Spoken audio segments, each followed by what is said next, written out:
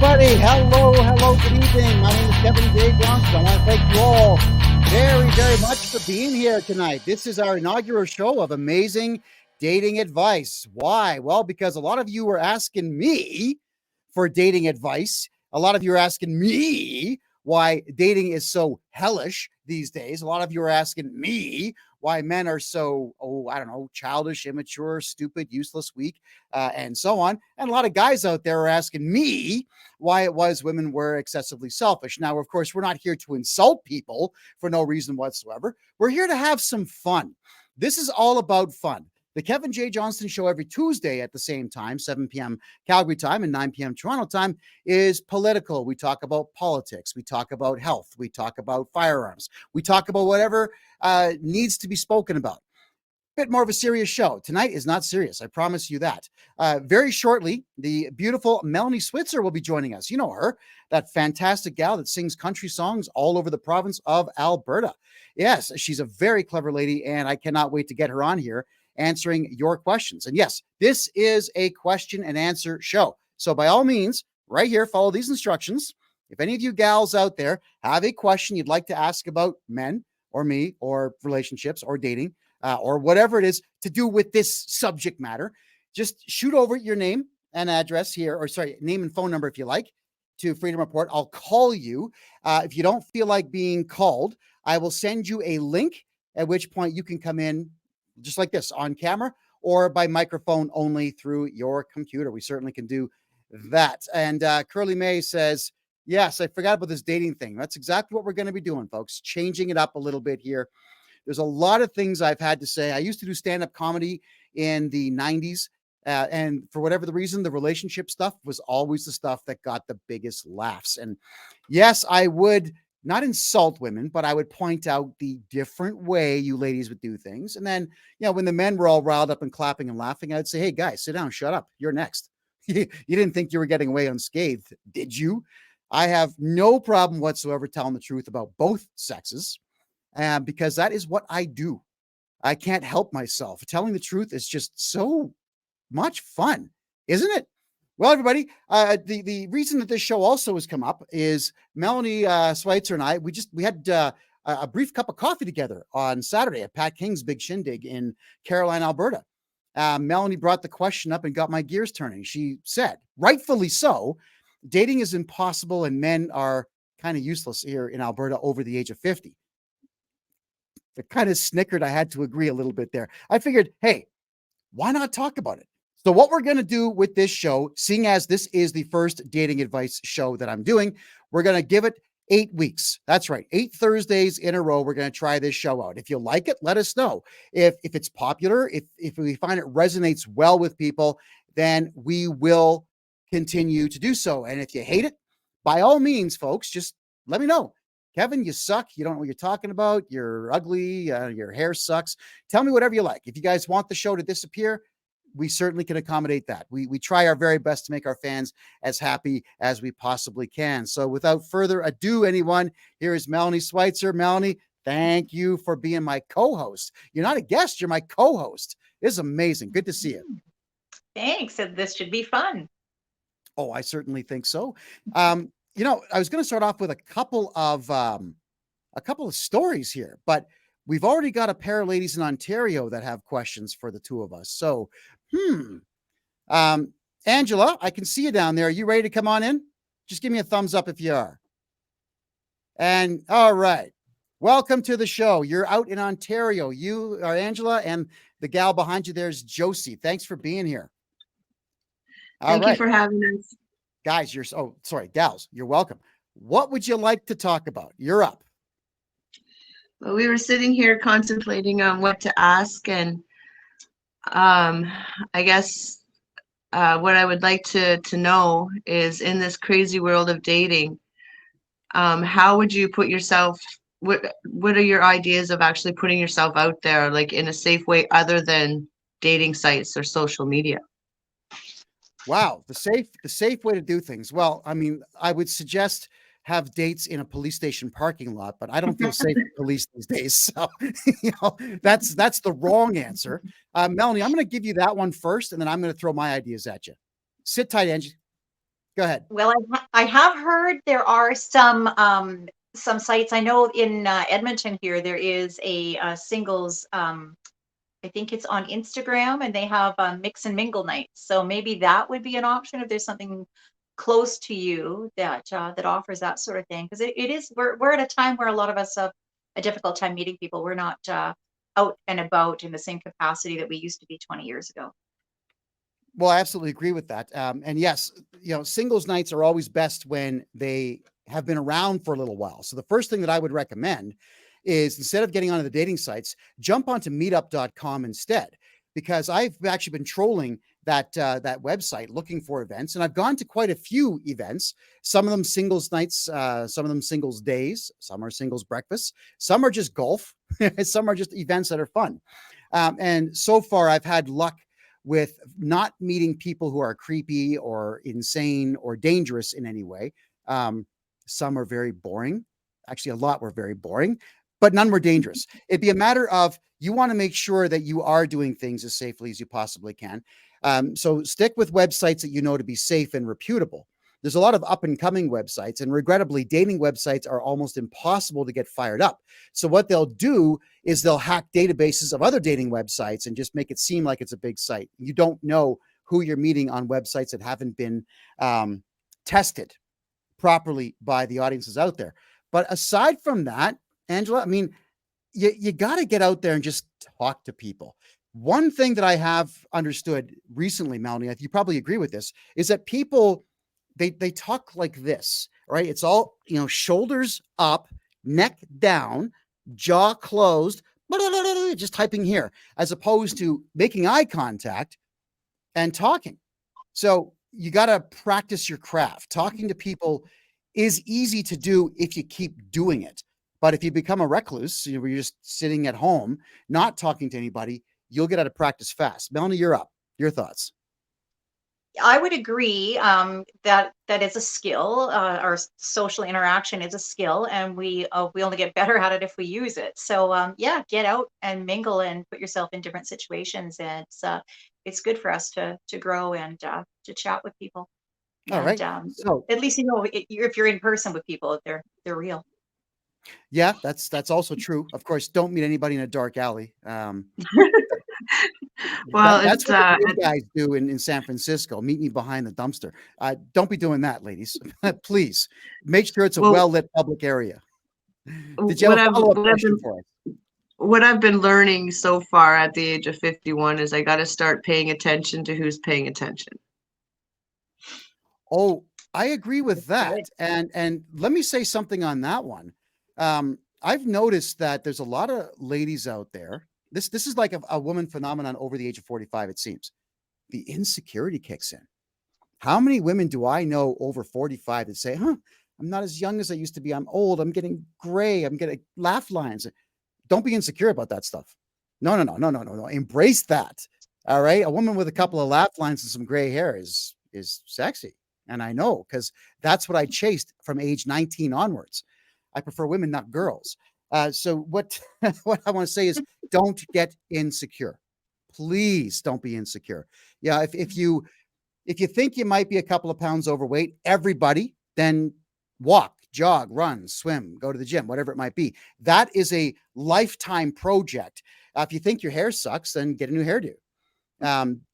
Do something that makes yourself feel a bit better, and then get out there. Please don't shut yourself in. Melanie, you're up.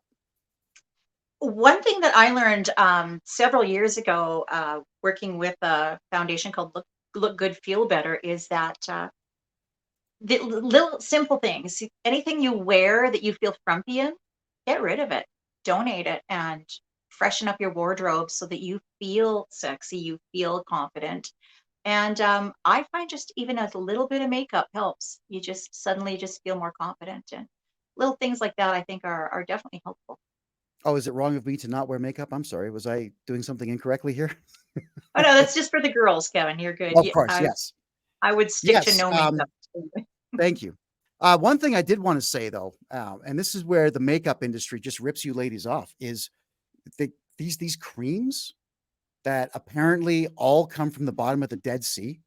Do you really think the Israelis are going to let you dredge the bottom of the Dead Sea to have that many jars of this stuff that doesn't do anything at the low cost of $249? So if you do want to freshen your skin up, ladies, do you know how I do it when I'm feeling a bit dry? I go to the dollar store. I get Vaseline. All right, that's it. Just 2 fingers, smear. It's $1. It'll work the same way for all of you. So moisturize with the cheap stuff, because the expensive stuff has about 8 cents worth of actual stuff in it that could do something for you, but won't. Stop buying expensive creams. Don't let them be predators. Don't let them prey upon you. Any follow-ups there? I haven't worn makeup since high school. Okay, well, this lady here just said try a bit. And I said, go talk to people. And she said, try a bit of makeup. Well, I like said, makeup, but okay. if you're not comfortable wearing it, honestly, if you feel confident without it, I admire that. And I think that's great. Personally, I like a little makeup. But a little. I've never seen you with copious amounts of anything on your face. Like, you've never shown up in public as a clown, which is wonderful. Right. Oh man, like foundation, padding. I can't believe women do that for an hour and a half before they go out. And then when you give them a hug, it's like smeared on your suit jacket. It's horrible. Yeah. So don't do that. Well, Angela, what is it you're trying to achieve by asking these questions? Let me ask that question of you. Just some more insight. Like, I always like to get other people's perspective, especially coming from a male's perspective. I've been single for about a year now, and I'm ready to get back out there on the dating scene again. I just kind of don't want to make the same mistakes as before. And it's good to have other people's perspectives and putting myself out there. Well, mistakes are okay. We all make them. I mean, sit tight. We all make them. Don't worry about making mistakes. I guess something to understand about men, now that I'm in my 50s, I can actually say this, and I know what I'm talking about, is the older men get, the less we care about like almost everything. Nothing that bothered me at age 20 bothers me now. And I mean, nothing bothers me from that same time. So if a woman I'm going to go on a date with makes a mistake, she breaks a nail, breaks a high heel, trips, sneezes at an inopportune time. Oh, well, don't care. A guy who is going to point those little things out to you, you want my advice? Dust them. Get the hell away from a guy who's that picky, because that is worse than a teenage girl. And I know guys like that, and I don't hang around them either. In fact, I'm adamant on saying, dude, you're irritating. Get lost. You can't sit at this table, right? Melanie, your thoughts? Yeah, I would tend to agree with you there. If you're not being treated the way you deserve to be treated. I personally, I was married for nearly 13 years, and so just back in the dating circle for the last year here, and I feel like you need to set your standards reasonably high, and don't compromise on what your bottom line is, and know your deserve level. You just have to raise your bar on and how you expect to be treated. And if someone doesn't meet that, then just move on next. Well, yeah, I mean, at our age, I mean, all three of us on the screen here, including you, Angela, you said you're 51, right? So we're all 51 on the screen right now. What, it's a little aggravating because you're going to be up against people who have standards. Most folks at this age have been through either 1, 2, or 3 divorces and many relationships. You got to find the ones out there, like talk with them and see the guys who smile. Now, I know a lot of women out there say, oh, I can't date him. He's too smiley. But a guy who's smiling all the time has achieved a little bit of zen. He doesn't care about much. So you want to hang around the guy who is smiling and laughing. Not necessarily a prankster, like a teenage prankster, but a guy who will find the humor in things that maybe you don't. But you do have to watch out for the ones who have emotional baggage. And there are men that do. I know there's a lot of women that have emotional baggage. You can't be around someone that wants to blame you for the actions of others. And I've had 40 plus girlfriends, and I was married for 2 decades. And I can tell you that if I was to carry all the baggage with me, I wouldn't even be talking to this lovely lady here or you down there at all. you have to let it go, and you got to find the men out there who can actually tell you that they've let it go. And that's something that you need to do as well, ladies. Ask these questions. Yeah. Tell me about your baggage. What bothers you the most? Just come right out and ask. You know why? Because men love that. We absolutely love the straightforward, direct to the point questions, because now we know where we stand. And I'll give you an idea of one of the things that I used to do on dates as a younger man. Was I would sit down for the date and I would ask, what color is the table? And you get those stupid answers like, I don't know. It's a color. Pick one. Like, tell me what color the table is. And I would go in some cases 2 or 3 minutes without getting an answer. She had to ask me, why are you asking that question? Well, because I'm establishing if you can answer questions or not. And you can't in 3 minutes. So this date's over. You don't have to be that strict, but ask those questions, because Angela, if you know what you want, you got to ask the guys these things and get that stuff out of the way within the first couple of dates. Don't wait a year to find out the guy's a maniac. Don't wait a year to find out that he's got baggage. And Melanie, I got to get your thoughts on that. Yeah, and I would agree with that. It's especially the older we get, I think that we don't want to waste our time or someone else's. So let's just cut to the chase and figure out who they are. I think that's I know at first dates right now feel more like a job interview, but I kind of feel like it's essential. You're right. You're right. Right. Curly May makes a good comment here. Direct but not butch. Yeah. So Yeah. flirt with it. Yeah. I mean, Yeah. ladies, smile. Lean forward, do the sexy stuff. So tell me about your baggage.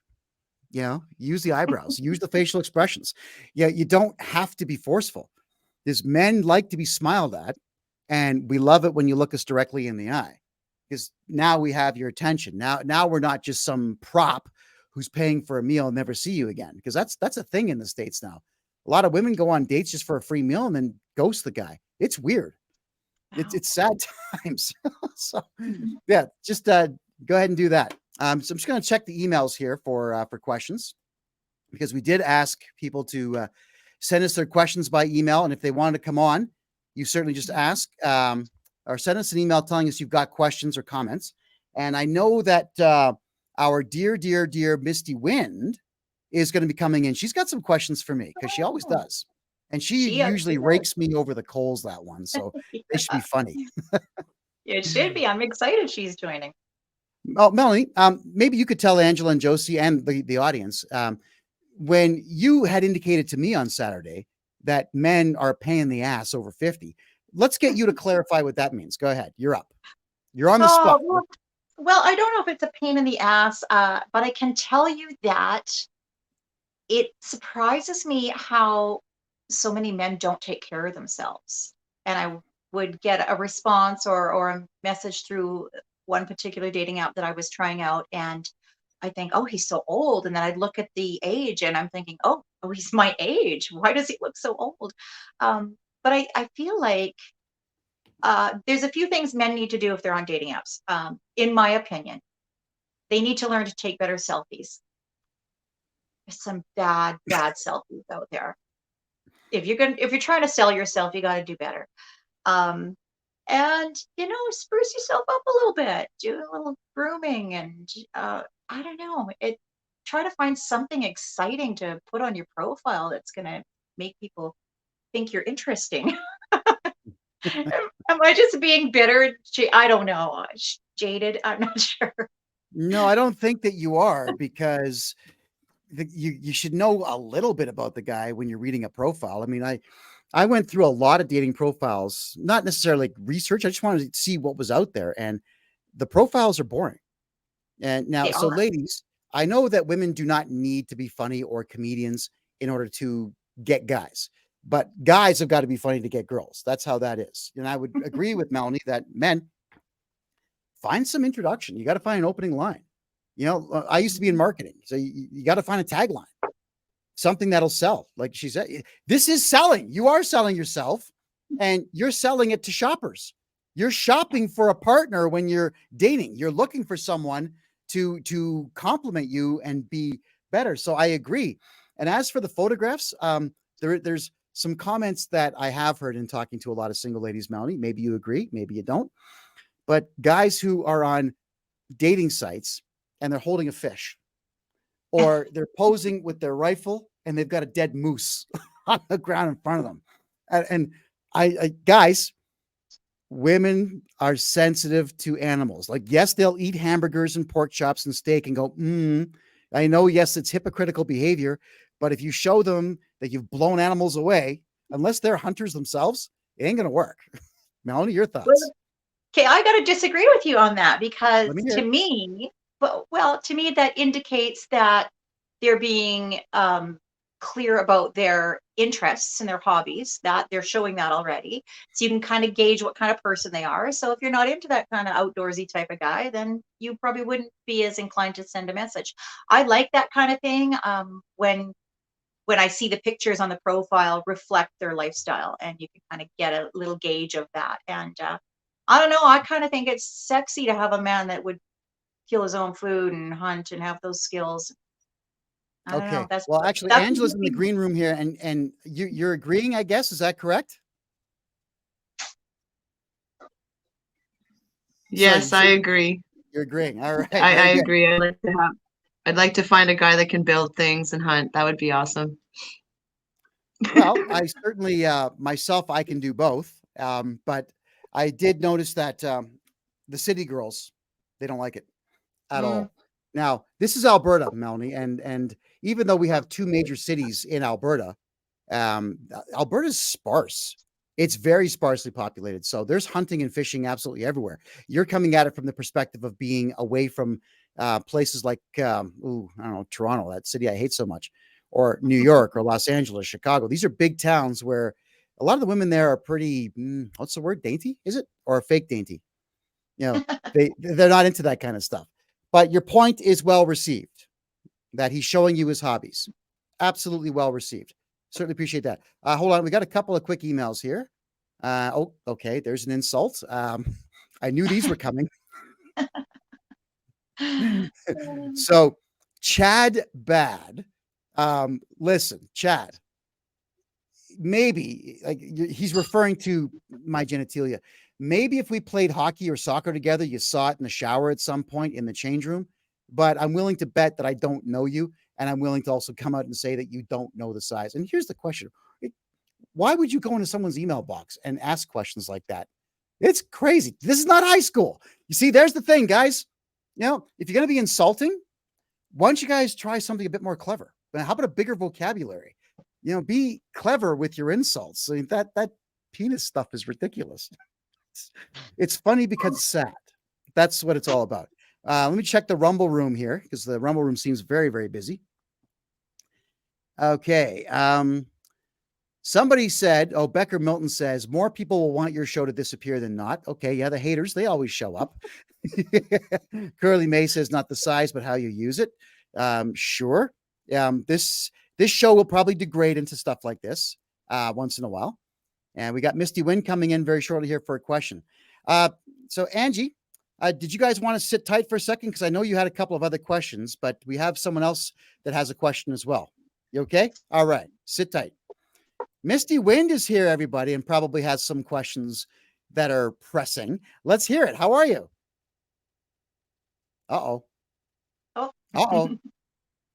Oh, man. Every time Misty comes on a show that we're doing, I think the government's shutting her down. Right. Did you want to go audio only? Good. Yeah, Misty, why don't you go turn your camera off and just go audio?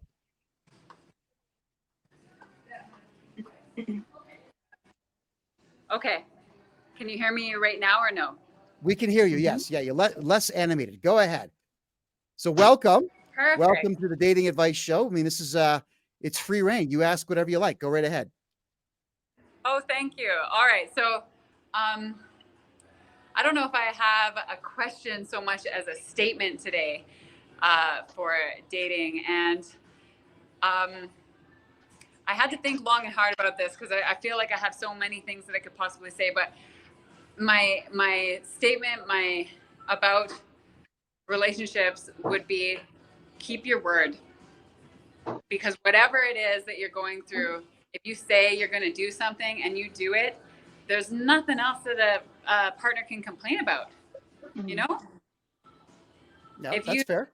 if you say you're going to do something and you do it, then it doesn't matter what that thing is. Like Kevin J Johnston says that he's going to wear little underwear and go on camera, and he does it. What do you got to complain about? He gave you full disclosure. Yeah, well, actually, that disclosure would have been a warning, but you know. Sometimes our word is a warning.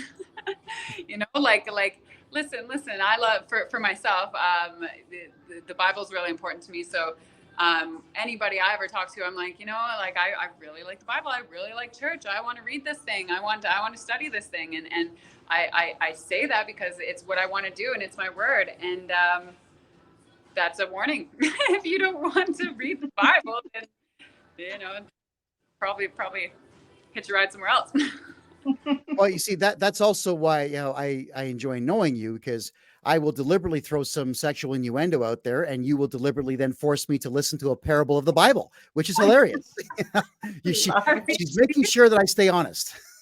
See, we have that back and forth there because I know that you're going to be throwing out some sexual innuendo, and I know that I can counter it with a verse every single time. So I really enjoy being able to do that with you. And that's why our relationship stays fresh and we have such a good friendship there, Kevin. Yes, but you also have a Bible in your back pocket just in case I show up. I know that for a fact. I do. So let me think. Okay, that's my statement. Let me think if I can get because you guys are giving out advice. I've got Melanie Switzer here and Kevin J Johnston to give me relationship advice. So let me see if I can ask you guys a question instead. Tell you what, why don't you think about that one? Because Angela's got a couple of more. You want to sit tight? You go right ahead. All right. So, Angela, I know that I can see the wood burning in your face there. There's more you want to know. Go ahead. Put me on a spot because we're just listening now, and it's I do have a question. I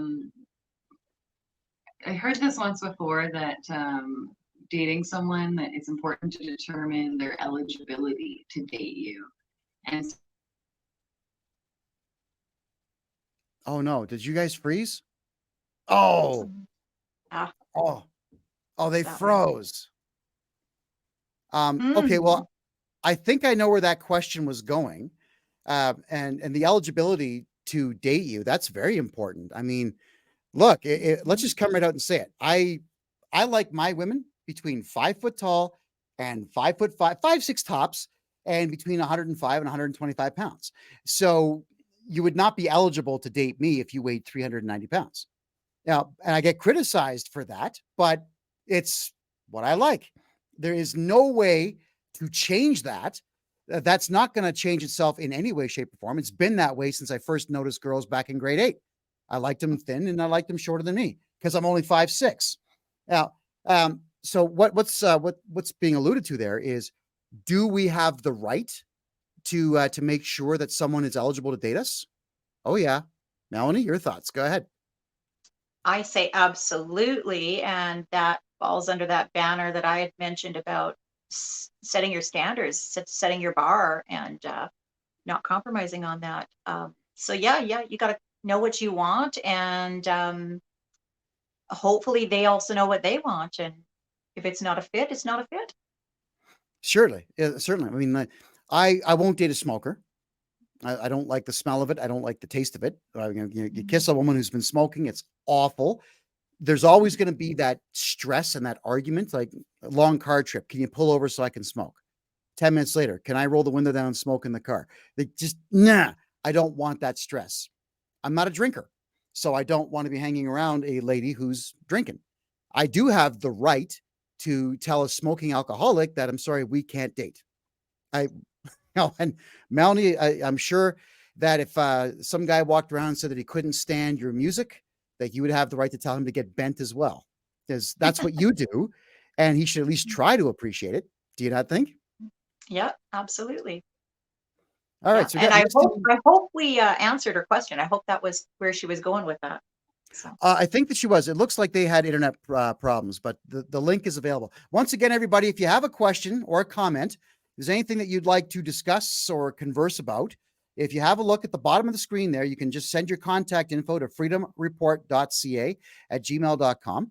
If you want me to call, I will call from my phone. If you want to have a link where you can come in online, I will email you the link to join us on the show. Now, it doesn't matter what the question is. Of course, as long as it's within somewhat good taste, we will go ahead and answer that. All right, Misty, you're back. I see you're building teepees. Oh, no volume. No Just volume. wanted to show you guys a little bit of my heritage. All right. So yes, I've got a question, two questions actually. Then the first one leads off of the other one. What do you guys do? And let's let Melanie answer first, because Kevin's got all the talking in the world. Watch this. Ah, there we go. Hi, Mel. Oh, is she frozen? Oh, it's just me now. Oh, there I am. Okay, I'm here. Perfect. All right. So, Melanie, if somebody kept on continually over and over and over again, went back on their word or broke their promises to you in a relationship, what would you do? I honestly could only tolerate that for so long.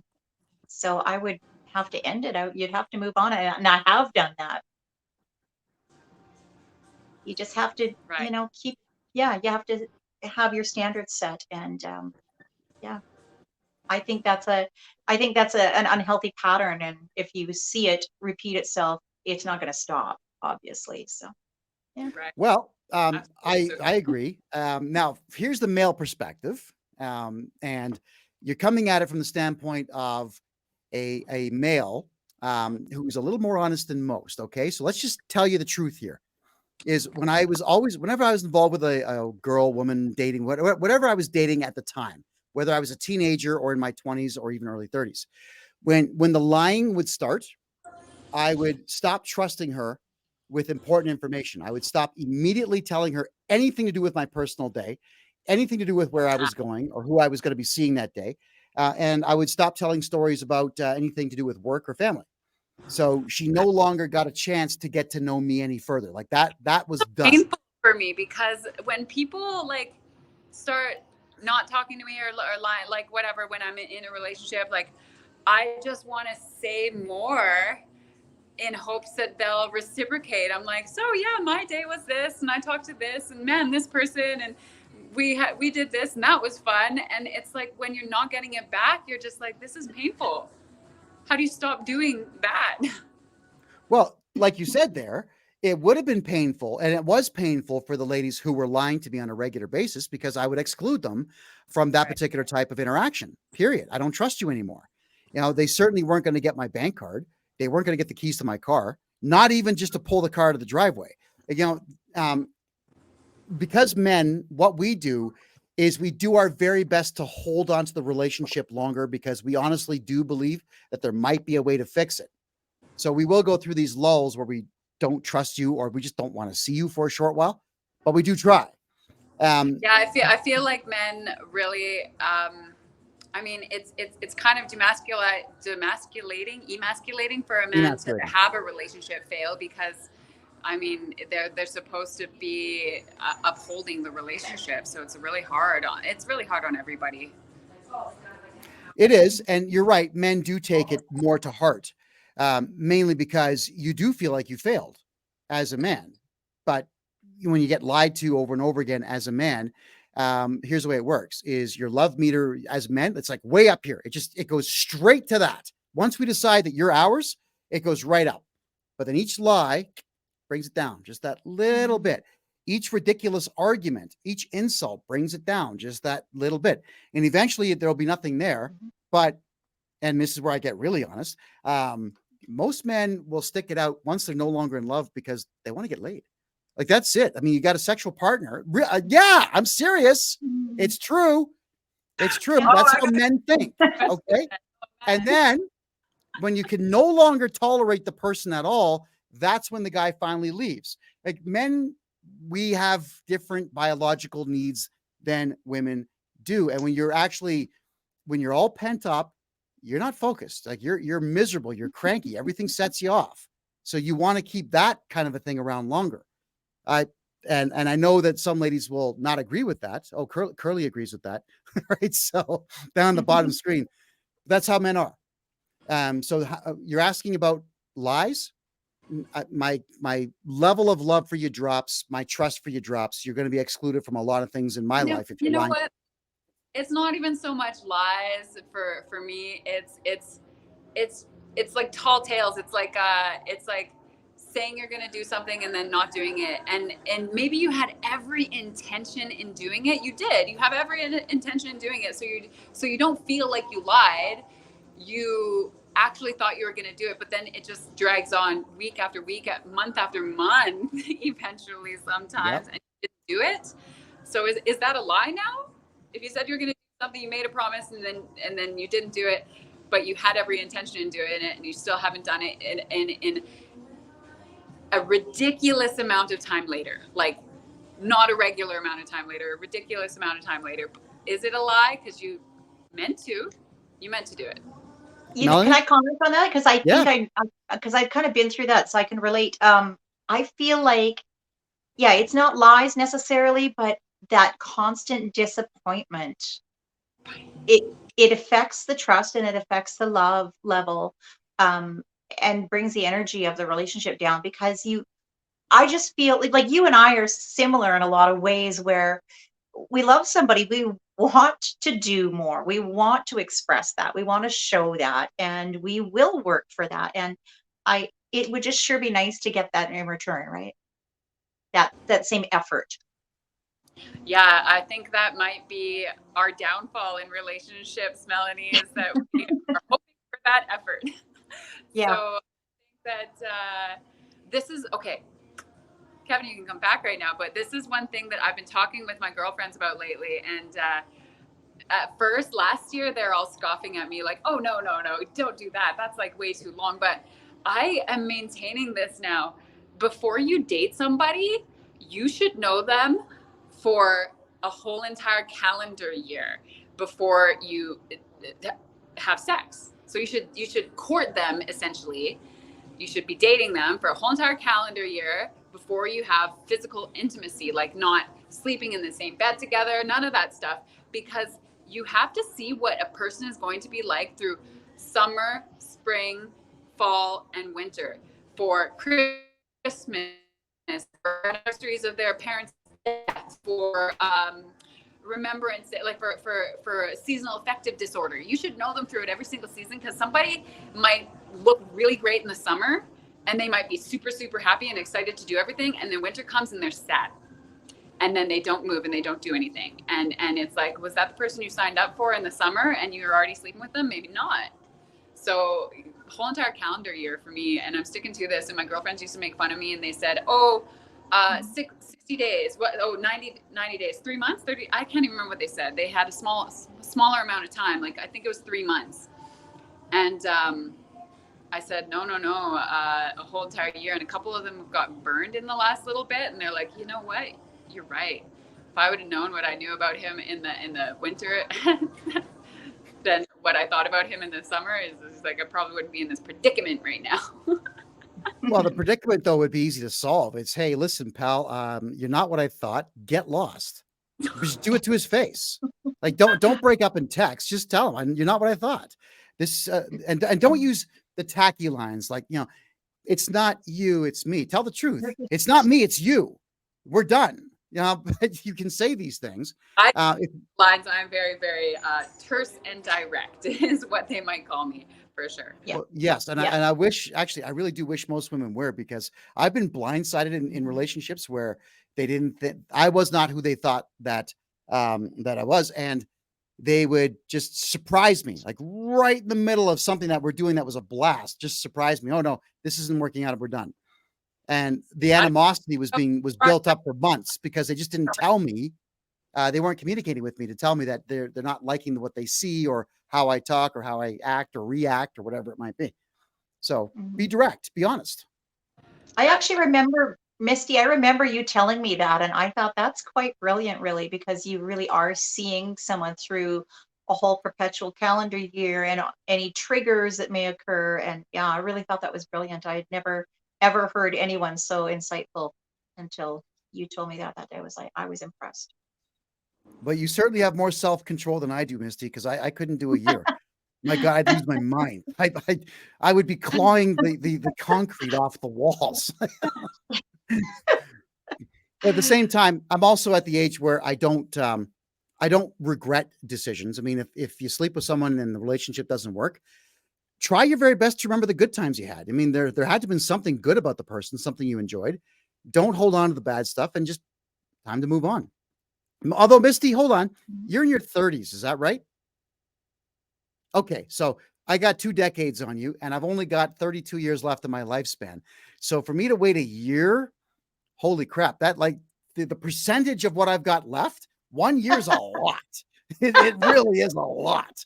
So at Make a 51, good I'm one. not waiting a year. That's fair. That's fair. But I respect what you say. I mean, this is your life, your decision, your choice, and it has to be respected. But I think really you should be telling the guys this at the very beginning, so they're not ripping the concrete off the walls like I would be. There we are. I'd say Misty's worth the wait. I don't know. She's pretty awesome. I don't know if anyone's seen Misty Wind in person, but holy smoke, the woman's gorgeous. You know, and a lot of fun. So yeah, Misty, and let me now tell a bit more here, is when men come across hyper attractive women. Now, you can't go a year. You'll lose your mind. Okay. So you are going to have to be tough and forceful when you say this. And maybe you should be on christianmingle.com or any of the Christian dating websites as opposed to picking up men at McDonald's or the bar or the library. I don't think the average can handle that. I know men. Okay. I know men. We can't handle it. Period. Especially when men are under 30. The wind changes direction and they're set to go. Go ahead. Church meetups from now on. Yeah, well, why not? You should be including yourself in the genre of human being that you want to meet. I mean, if you are, I know you're Christian. I know that nothing you've said is false about learning the Bible, reading the Bible, and being involved in Christianity. I know this. So you would need to be talking to the Christian guys who are totally okay with waiting a year. I don't know how they do it, but those are the guys to chase. Yeah, there's got to be some angels out there. You bet, Kev. There are. Oh, there are. There are men out there who are exactly opposite me in that particular viewpoint. And but it'd be tougher to find them. It will, but they're there. Yeah. All right, with that, I got to sign off. It was great chatting with you guys. Thanks for the Always a amazing pleasure to see dating you. advice. Bye, Misty. Thanks. See you, Misty. Bye-bye. All right, take care. All right, so Sylvia says, whatever happened to taking two to build a relationship? It's not just about one or the other. There's always good with the bad. Okay, well, that's a fair statement. Sure, relationships are supposed to be a building block. True. You are supposed to help each other. You should make each other feel better. I mean, look at it this way. If you're still driving home like a maniac because you really desperately want to spend time with your man or your woman, then obviously both of you are doing something very right. That's a good thing. And that would come from or be a part of people who are not self-centered or selfish or otherwise, but probably also, Sylvia, from people who have communicated very well. Like Misty brings up a good point. She's going to go a calendar year. I make a good point, I suppose, in that by the time dinner's over, like, there we go. You Not really are necessarily. not very patient. I'm patient with a few things. Crying babies don't bother me. I can listen to them all day. All right. It's not a problem. Whining adults, I've got about 30 seconds of patience for that. Maybe. So yeah, there we go. Lynn makes a comment here. Being single is tough for sure. And Lynn's also saying, I agree with Melanie. Misty's brilliant. However, what man will wait a year? Yeah. Lynn, I do know a couple who would. And when I say a couple, I literally mean two. Neither of them know each other. They're in different Christian circles, but yeah, they're pretty adamant about waiting for marriage. I don't know. I salute them. I absolutely salute them. All right. So one thing here is a question, Melanie, I get a lot, and I'm gonna let you field this first. Is Okay. the whole thing about why do women scream and yell and go to tears and accusations and insults when they're frustrated or angry about something with their men? And to follow up on that, what should the man's reaction be? Let's hear your take. Go ahead. Okay. Well, I think I was more reactive in my younger days. That's not me anymore. I guess you grow and you learn. Um, so I think women do it because they feel that maybe the tears would help the story or help, you know, show the man maybe how they're feeling. I think that's sort of initially why we get to that point. And sometimes I think it takes some time and some skills and some years to build our communication skills. So sometimes we probably just scream and yell and cry because we are just frustrated and can't really vocalize or verbalize what we're really going through. Um, so with age comes wisdom. I think that helps. So now I don't think I have an issue with that.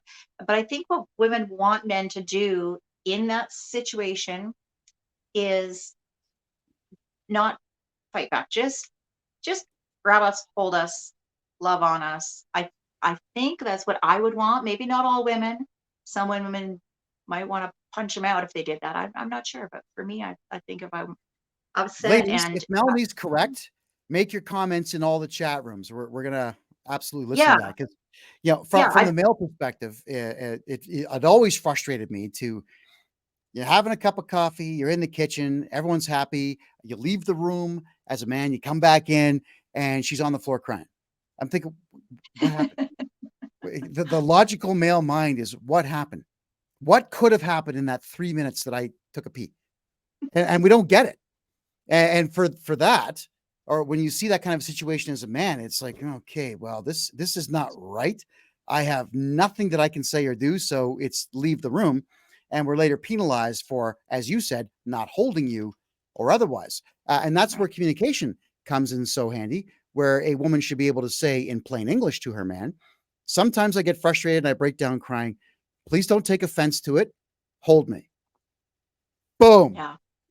Problem solved for the next 3 decades, ladies. Boom. Now he knows. Yeah. English. It's like, or if he speaks French, French, whatever it is, use the technology of language because Right. language is the most remarkable technology our species has ever. Forget the moonwalks. Language, number one, use Mhm. it. Absolutely use it. I used to react as well when I was younger, 18. Well, I guess my first girlfriend was 18, lasted a couple of weeks. Second girlfriend, I was 18, lasted a couple of days. Like it just didn't go well.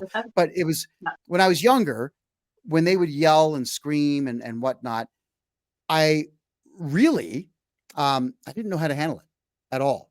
So I would leave the room, and there were times where the insults would come at me and I would yell back. And I thought by the time I hit around 22, I thought, I really don't like myself when I'm raising my voice to a woman. So I got to try something different, but I didn't know what to do. Like the internet wasn't there for us to be able to find some guru and learn. And a lot of times, unfortunately, back then, women were not forthcoming with information on how to crack the woman code. So as men, we got to figure this nonsense out for ourselves. Well, I do recall there was one time I was 25. My girlfriend at the time was 26. She had a really hot temper. I didn't know how to calm her down. Like the hug didn't work. The let me get you a hot cup of coffee didn't work because she'd throw it. Literally, this is what would happen. I said, well, here's your cat. I mean, let's pet the cat. No, and she'd throw the cat. So I remember sitting down right in the middle of her floor in the living room, and I put my hands up like a swami. All right, and I crossed my legs one over top of the other, and I'm just going, oh, okay, I'm staying calm. Oh, she's a woman, doesn't know any better. Oh, I would say things like that because I didn't know what else to do. Well, what I got for my attempt at humor, because I thought I was being funny. Actually, I was being funny. She didn't see it that way. I got a candlestick in the head, right? But a crystal one. You know those 8-pound crystal candle holders that go on a dining room table. It was just Kong right on top of my head. So obviously this is not the person for me at all. And the lump that was on my head, I couldn't play hockey for 2 weeks because I couldn't get the helmet on. So in some cases, as men, we have no clue what to do. But at this age, I would do what you had just suggested. That would be my solution at this point. Go in for the hug and just say it's going to be okay. I don't know why those words are so magical, because we're men. We don't get it, but Right. we know they work. Your thoughts? Yeah. My thoughts on that. Well, yeah, I think the meditation technique of yours was probably a really bad idea, but you learned from it. Oh, it was. So that's good. As we go, we learn. We learn things. So Oh, yeah. and we do better. Yeah, I feel like really it just boils down to communication. The more you can be open and communicate about your expectations and your feelings, the smoother it's just going to go. So Yeah, straight to the point. Okay, we're getting a lot of questions now in the Rumble chat room. So let's go here. So is it Rickon Woke says, a married man once told me never get married because after a while the sex with them becomes a drag and boring. Men require variety. Now, I can't necessarily disagree with that. But guys, you got to tell her, and she will take offense. It really, she's got, no matter what you say, you can tell her the sex is getting really drab. I want to try something new. She'll take offense. She might even hit you. Just write it out and then come at her with big smile. You're not going to believe it, sweetheart. I picked up this book, Kama Sutra. It's a great one. Yeah, read it with her, and get those little Post-it notes and mark down the stuff you want to try. Now, if you've got a lady who says no, well, you're with the wrong gal. Now, ladies, the Kama Sutra, I've read the whole book. Nothing in there is overtly maniacal. It really isn't. It's actually quite sensual if you read the book.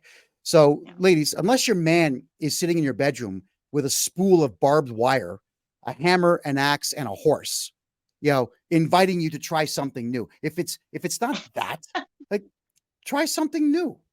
Think about it. Just because he will stray. Women will stray from men for the emotional part of it. If some guy out there is full of crap and knows exactly what to say, women will go for that. And guys, if some chick knows how to seduce with her eyes and body movements and whatnot, we'll go and tap that. That's men and women. So, Melanie, my question to you, how can we get women to stop being offended when men want to bring real issues to them? You're up. Oh man, that's a trick question, because I don't even have the answer to that, because women are so different. I am one. And I know lots, and we're all so different. So I don't know. It really does depend on the woman and on her style of communicating, and her style of, or like her love language. I think it would depend on so many things. I think with some women the direct approach would work, and with others, boy, I think you're just gonna have to roll a dice and take your chances on how that goes. So yeah, well, I think so too. Oh, Mario was saying something here. Totally agree. We women, all money, haha. Okay, there's some words missing, Mario. I didn't quite understand that. Let me just go back to the Rumble chat room for a second here. Okay, you know what? In reference to it, guys, I suppose here's how you know you've got a healthy sexual relationship with your wife or girlfriend. I was always told, have a big pickle jar and buy some dry lima beans. And every time you have sex, put a bean in. And after you get married, every time you have sex, take one out. And after 3 years, if you're still taking them out, you got to say something to her, man. You got to tell her, this is what I did, and it ain't working for me. What we're hoping is the ladies are going to be receptive to the fact that that they're lacking in that. But, Melanie, maybe you could explain this one to me. okay, yeah, I'm actually going to comment on that, because the whole men are from Mars, women are from Venus thing, it's a real thing. Women need their emotional needs met. And if their emotional needs are met, they're more inclined to be intimate more often. And men need their physical needs met, And if they're getting their physical needs met, they tend to be a little more willing to deliver on the emotional needs. But at some point, we both have to realize, okay, we're both gonna have to put the effort in here, or it's just not gonna work. So if your sex life is lacking and you're a man, maybe you're not treating her so great. Maybe you're not complimenting her. Maybe you're not helping out. Maybe you're not nurturing her emotional needs. Just saying. And women vice versa. I don't know. Well, the old adage is that women give sex to get love and men give love to get sex. And that we're destined to fail just based on that alone, right? Yeah. So Yeah. communication, again, it's just, we got to talk to each other. And effort, not just communication, but effort. Both people have to be willing to put the effort in. Thank you, Lynn. Appreciate that. Bam, she agrees. Yeah, I'm just going to check the email boxes here. Okay. What are your thoughts, Kevin, on beta cocks? Oh, wow. That's a 7-hour show. Yeah. All right. So Melanie, let's get back then to you and I conversing on the weekend there. You're talking about men being a nuisance, but I think what you were more alluding to is that men are weaker these days. I just want to get maybe you to give us your thoughts on that part. I really feel like they are. I feel like society has watered down men to the point where women with traditional values and strength in wanting to find that are not finding some men attractive because I don't think there's too many men out there that would stand up for their woman like they would 50 years ago. Well, I think you're right on that one. There's a lot of men out there that can't fight, don't want to fight. They were so busy playing video games that they haven't the foggiest on how to do anything with their hands beyond using their thumbs, maybe the trigger fingers, but the trigger fingers would only be for a game controller. No, I agree with you on that part of it. The beta cuck, I guess the definition of the beta cuck male is the one who doesn't know how to talk to women. He wants a girlfriend, doesn't know how to talk to women, not willing to put the effort in to go into the nightclub, the bar, the library, the social gathering to spark up conversation and try to get something going. The beta cuck gets onto TikTok and he finds those videos where women they're dancing like this for 15 seconds. It's crazy stuff, but they're all going, "Oh, you're so beautiful." Now you go to TikTok and there'll be 10,000 beta cucks that are all saying, "I want to marry you. You're beautiful. Give me a call sometime," and so on. No, that's not what I do. Whenever I see those videos, because they pop up in my feed all the time, it's all stuff like, your ankles are a bit thick. Get back to the gym. Right? Oh yeah. I'm not simping. I'm not cucking out. There's no way. Or I'll say to them, "Listen, sweetheart, if you can't cook, you can't play." And I find that women enjoy this. My best pickup line ever. Would you like to hear it? Yes. Of course you would. Look you straight in the eye with a big smile on my face. And I said, 6 more plastic surgeries and you'll be half as pretty as me. Buy me a drink. She laughed. Oh, she laughed. Yeah. Yeah. Yeah. She sat down and she talked. She didn't buy me the drink because she told me I didn't deserve it yet. And I like that kind of banter. That was good. Yeah. But there are women out there. They don't want to be disrespected. They just like the fact that they're not hearing stupid stuff like, lick, let me get you out of those wet clothes, like that crap. In the dictionary, I put you and I together, like not that stuff. I think you got to be creative. Oh, hold on. Lynn's saying, "Oh my God." Is that a good "oh my God" or a bad "oh my God," Lynn?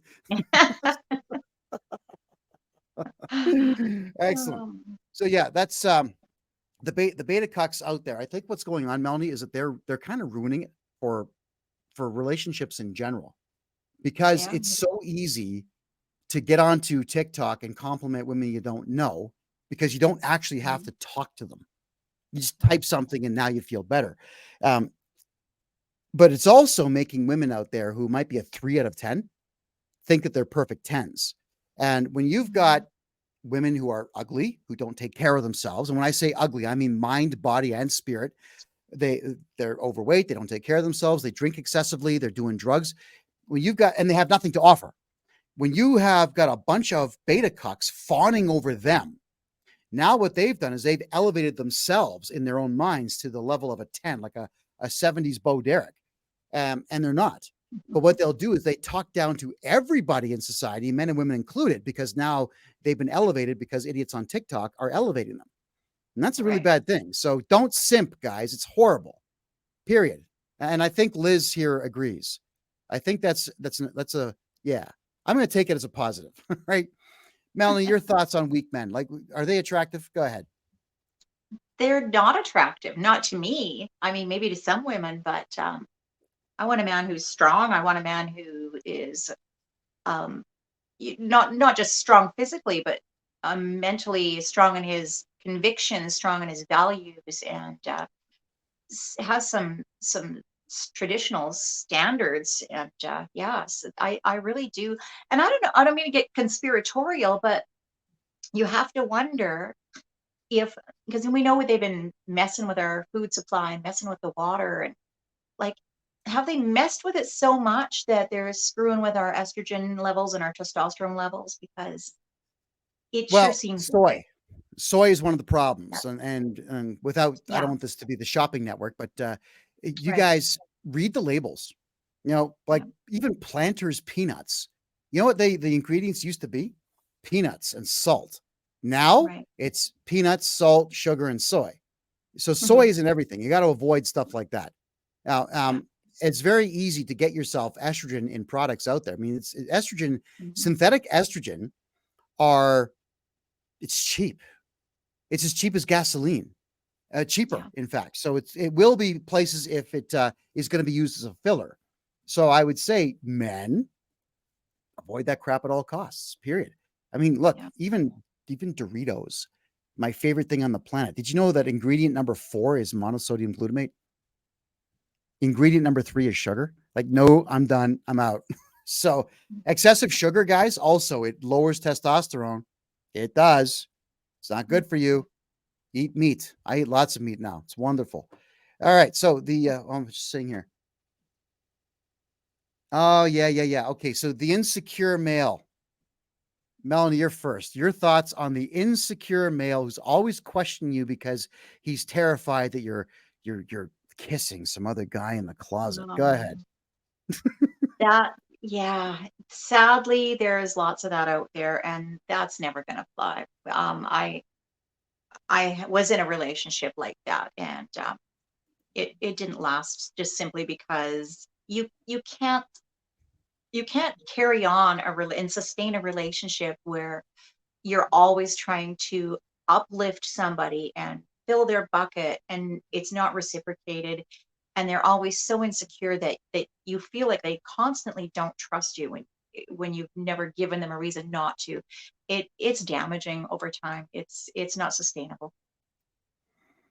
Yeah. And I'm the first one to say this. Look, ladies, and I don't care if the men out there are upset with me, but as soon as you identify the man in your life as insecure, walk the hell away as quickly as you possibly can.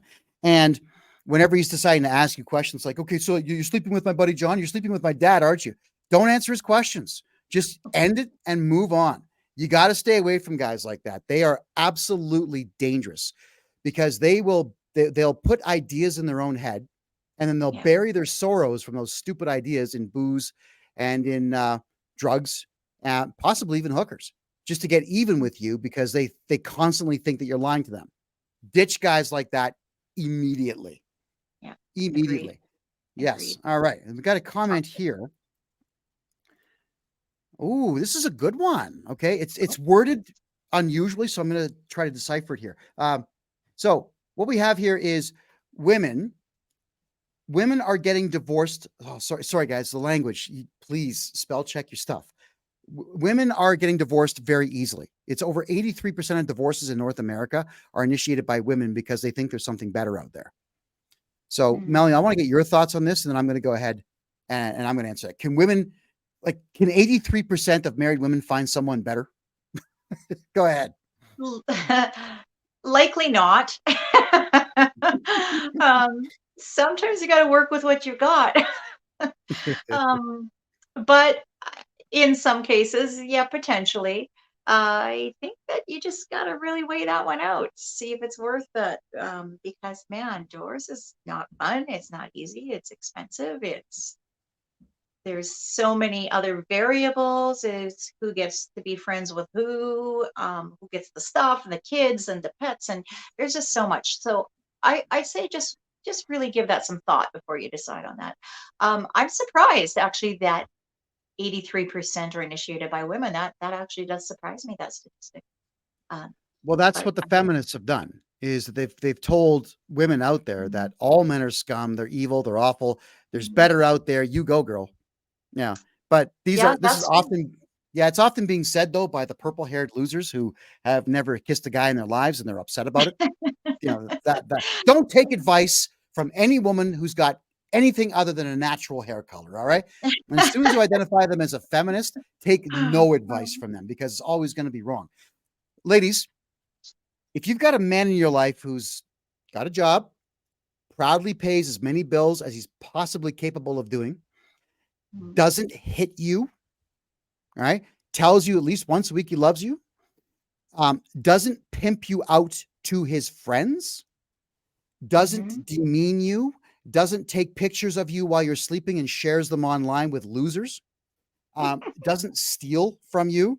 He's good to you. He's good to your mom. He's good to your cat. If you've got a guy who doesn't do these awful things, plus on top of that, the guy willingly invites you to most of the things in his life first, and he does so with a smile on his face, and he defends your integrity, you're ahead of 95% of women in the world. There's no better. You're not getting better. So if you've got a particular issue with him, I don't know, burping while he sleeps, well, get over it.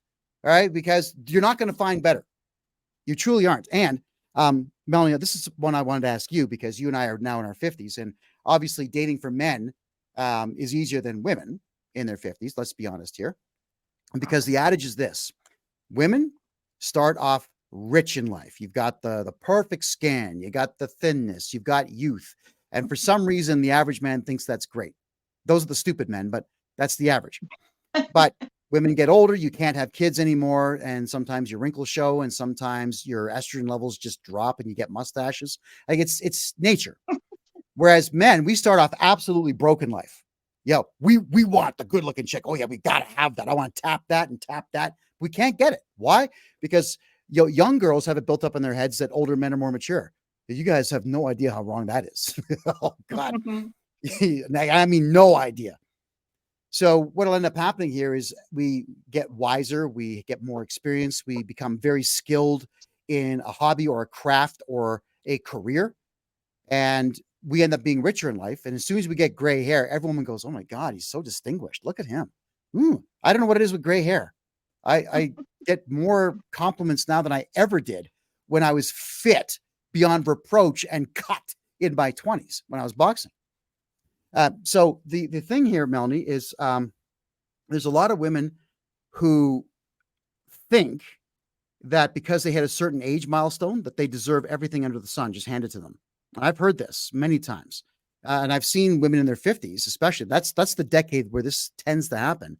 This is not what I thought marriage would be. I was hoping the house would be paid off. I deserve vacations. I deserve a better car. I deserve. Well, who says? I don't hear men saying, I turned 51 years old and I deserve a brand new car. God damn it. No, you don't. You don't deserve anything like that. And when you can't, like when you're a woman in your 50s, what you have to count on now is your flair, your sexiness. Yes, your looks. You got to keep yourself fit enough that men will be attracted to you. But you also have to accept the fact you can no longer have kids. So you are now out of the market for men who are looking for children. To make ridiculous demands as such, just because you've hit an age milestone, is going to do what? It's going to chase the guys away. Now, Melanie, I got to get your take on this, please. Oh, wow. Yeah, I think that, yeah, I'm struggling with this one because I do think that people have an unhealthy sense of entitlement. And I don't know if that's just conditioning with the world. I mean, think of it for a second. We've got a cell phone in our hand and we can shop immediately. We can solve an argument using Google immediately. And so I think there is so much instant gratification in the world. It has actually kind of poisoned us to having these unhealthy expectations and or unrealistic expectations. So we need to keep that in check, in my opinion. Well, the proverb, blessed is he who expects nothing, for he shall never be disappointed. You know, honestly speaking here, I look at it this way. I don't have the right to expect anything from someone that I'm just newly dating. Now, I am me, they are them. I have my life, they have theirs. So the expectation would be, my only expectation when dating begins is, if you say 8 o'clock, make it 8 o'clock. 10 minutes early is great. 5 minutes late is okay. Half an hour late with no phone call, I'm out. All right. I'm not a teenager anymore. I'm not desperate. Right. So that's really all the expectation I would have. And it can't be met. I know this person's not for me, but you're See, correct. and that, in my opinion, that's a realistic expectation. Like we're Yes. allowed to have them. Yeah. Yeah. Lynn's asking a really good question here. From being independent for a long time, how do I get back into the dating scene and how do I let my guard down somewhat? Melanie, I'm going to take this one first because I just want to share a life philosophy and then the screen is yours. Okay. Lynn, a lot of people ask me how it is that I can do all the crazy things that I do, especially when the consequences seem to be either expensive. With my political show, the government of Canada locked me up actually for 7 months because I exposed too many bad people and so on. How do I take it all in stride? And the only answer I can give you, because this is the truest thing that I can say, is I really don't care how it all turns out. Period. Here's what I know I'm going to do first thing in the morning. Here's my expectation first thing in the morning. I know I'm going to pee and I know I'm having a cup of coffee. Beyond that, I don't care what happens, because to put a huge expectation on the next 18 hours that I'm awake is foolish. I don't know what's going to happen at all. So if I'm asking a woman out, I don't care if she says yes or no. If she says yes, it's a bonus. If she says no, I expected nothing. I'm not disappointed. So letting your guard down is, Lynn, changing the attitude in that you don't care about the negative stuff because it's a life lesson. You can pull a life lesson out of every single negative thing that happens. And when I was boxing, I had over 100 fights in my amateur days. I learned more when I lost. When I lost a fight, I learned a lot more than winning a fight. So take the negative stuff. Don't care about the fact that it didn't go wrong, but do care about the lesson. Put yourself out there. Yeah, life's short. I'm going to be dead in 32 years. Some of you maybe sooner. So live it up. Melanie, you're up. Yeah, I would like to just say to her, just know your worth and know your strengths and stand strong in that, because that helps us put ourselves out there. And letting your guard down, I think, is only wise to let it down partially, and then over time with the right person, that guard will continue to come down, and you'll know.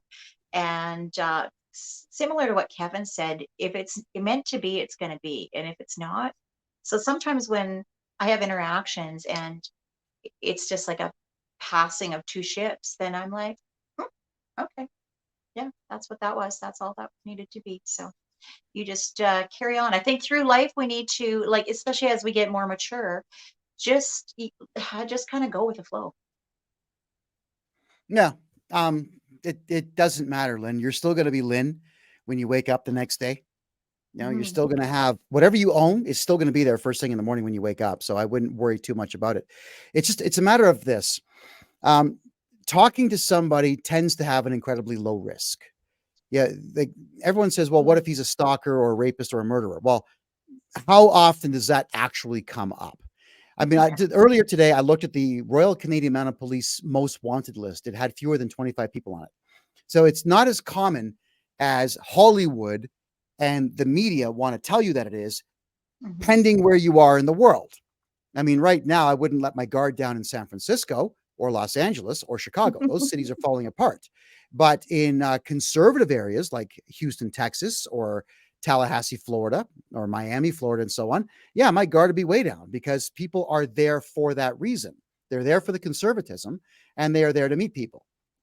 So put yourself out there. Yeah, it's okay. Yeah. And it's okay. It's okay to fail. Didn't work. That's true. That's true. It's okay to fail. Totally. It's just All right. practice. It's practice for the right thing. And we fail. Yeah. Well, I agree. Failing's fine. You screw up. Who cares? Really? It doesn't make a difference. Okay. There's a guy, again, the questions, folks, make them a sentence. All right. I'm going to try again to get through it here. So modern women under 30 want everything. Okay, I know what you're getting at. Okay, there's a lot of these podcasts now breaking out all over the States. And that's kind of why we're doing this show, because the podcasts they're not necessarily great.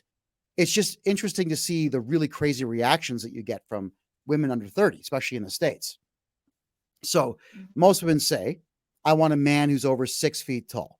I want a man that makes over $150,000 a year. I want a man with a Porsche. He has to own his own house and it has to have a 2-car garage. I need a closet for my shoes. All right. So the statistic came back on that kind of a man, and it was less than 8% of men fit those specs. So the question would be that I would ask Melanie is, okay, you want all that in a man. What do you bring to the table? All right, there you go. What does he get, for sharing that life that he's worked hard for? And I guess the genetic lottery that he won being over 6 feet tall. What does he get? All right. So I want to get your thoughts on that. Go ahead. Well, that is a valid question. I think that if you have extremely high standards like that, and what I would consider to maybe be unrealistic expectations, we're talking about that a lot tonight. You need to, you've got to leverage that with something. You've got to have something else to offer too. You've got to have some good stuff. It's just fair, right? It's a partnership. So doesn't mean both people have to be wealthy. Doesn't mean both people have to be tens, but there has to be a contribution and a value that each person brings to the relationship. Yes. Now let's ask the ladies in the room, and Melanie, I'm going to ask you this question as well. What is this thing with 6 feet tall? Really? What is going on here? Why does that matter? Because as a boxer, I'm going to tell you this, as a former boxer, I rarely lost to guys that were over 6 feet tall. Why? Well, right now I weigh 202 pounds. I'm bench pressing 275 pounds, which I was benching close to that when I was boxing. So there is an absolute heap of strength in a frame that's only 5'6". And the guys, we had to be close to in weight to box. So a guy who was like 6'2", he's going to be skinnier, lanky, less muscle, protecting his lungs, his rib cage, and his neck, and so on. So I won those fights. Now you mistakenly believe that a guy who's over 6 feet tall is a great fighter. If he trains, like I don't know, Steven Seagal did, sure, but most don't. Melanie, you're up. What's the deal with 6 feet tall? Okay, I kind of have two ideas. I think one is that if you think about traditionally what women looked for in a mate early on was someone to have babies with, and I think that traditionally we wanted someone big and strong. We wanted someone who could catch the food and build the house and keep us safe and protected. And I feel like that is imprinted genetically to a certain extent. I could be wrong. I'm not an expert. And the other thing I think is that it comes from programming. We're programmed from a very young age watching Disney movies that we need the tall, dark, handsome prince to carry us off at the end of the day. So that's my take on that. Okay, and now you've seen how many 6 foot tall guys are playing video games all day. We go right back to the beta cuck bit, don't we? Yeah. All right. Okay, hold on. Lynn's saying something here. It doesn't matter. I'm only 5'2", but I've dated a man 5'7". Well, that's not all that. Like 5 inches is not really that big a deal, but 6 to 10 inches, it can be. I dated a woman who was 6'2". I did. It was frustrating. She also liked to wear high heels. It was annoying. Like I begged her, please, just stop. How about a nice pair of cowboy boots or something? Like, never mind stilettos. And also, from the male perspective, when you're performing the act, it's difficult to be close to a woman who's that tall and making sure everything works the way that it would with a woman who's 5'4", right? I like looking women in the eye or just a little down, not much. I don't like doing that, and I don't want to be doing this, right? So I don't understand the whole 6 foot thing, especially considering how few 6 foot tall men are strong, like Melanie is saying. You know, how many 6 foot men in Canada right now would literally save your life from 3 guys who are invading your home? I don't think it's many. Yeah, I would I agree. truly Yeah. don't. All right, so I'm just going to continue here. All right. All right, this is a good one. Okay, I got a link here. I'm not going to watch the video, but thank you for sending it to me because I've seen these videos before. This one is funny. There are a lot of singles nights, singles events taking place at bars and restaurants and nightclubs that are organized by women, and women show up and men don't. Like the men are just not going. Check that one out. Okay, So that's a problem. That's a problem. Yeah. it is. And I'm going to go one further for you here. In Calgary, where I am, there were signs all over the city that said men wanted for a dating service. I thinking men want, is this a gay service? So I called to find out, and sure enough, no, it was for heterosexuals. And it was this, that they didn't have enough men in there. She said that she had between a third and a quarter of the number of men as she did women. It was a professional service where she would meet you face to face, consult on everything, and then match people up. Yeah. Men just aren't joining. Men are going their own way. Yeah, I'm puzzled by that. Well, I'm not. Would you like to know why? Yes. There's been the onslaught of feminism. That's the obvious answer, Melanie, is that the Right. feminists, for whatever the reason, are the only ones that get the microphone. See, and I tend to forget about them because I am so traditional in family roles. I honestly tend to forget that movement itself has taken such a hold on society. Well, it has, to the point where men no longer feel safe going to the gym with women, because you've seen women shaming men, right? Where a guy might look like, just do that quick glance and then glances away, and she's got him on her camera, and she'll go on TikTok and say, look at this creeper over here staring at me. Like, how dare you think you're so hot that the guy's staring at you? He might have looked and thought, no, and carried on. Yes, so we have that problem. But the other one is the workforce. And this, I have to kind of quote here what Jordan Peterson had to say about it, because what he said was brilliant. And it was correct, is that 2 men have a problem. It's like, dude, that's it. Dude, one word. Then the problem gets a bit more. It's like, for real, man. Like, and the voice gets raised. And then the third time, it's both of them are now yelling at each other. And then it's nose to nose, face to face. Like, yeah, you want to go? And the next altercation will be push, push. Someone breaks it up. But finally, the last altercation is going to be some kind of a fight. It may only be 1 or 2 punches. It might go to the floor and they might wrestle for a bit. But once they're separated and the fight's over, that's out of their system. Now they can be friends and have a beer. Yeah. You can't do that with women. Right. You can't even raise your voice to women in the workforce. No matter how bad they screw up, you cannot raise your voice to them, because they'll break down crying, and then they'll call it verbal assault, which is actually what Costco calls it now. And they'll call the police and say that you're harassing them and threatening them. And the police just cannot wait to come out and arrest you. So men don't even want to hire women anymore.